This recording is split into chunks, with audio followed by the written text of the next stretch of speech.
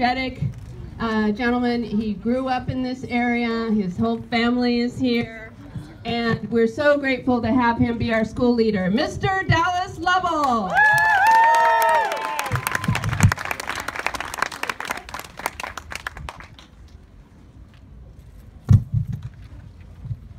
Can you hear me? All right, good. You know what? We're just gonna talk. First of all, I want to thank everybody for coming out here to our grand opening and ribbon cutting. It is a huge honor for me to be out here with you. I just wanted to relate a little bit about my experience with coming out to this community.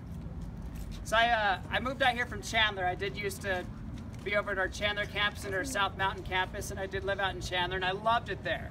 It's a great area and great community.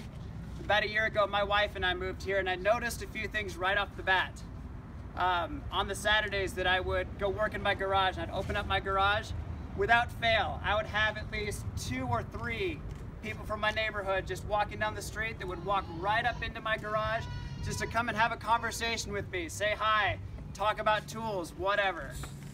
I love that this has such a close-knit, comfortable, and friendly community feel.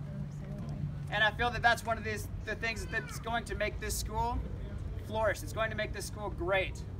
I can't wait for that first Saturday that we have, where we have our JV sports games, to get all of these families to come here with all of our students, with all of our teachers and coaches, and just to get to know each other better, to build that, that strong bond, that comfortable community rapport, so that we can grow together.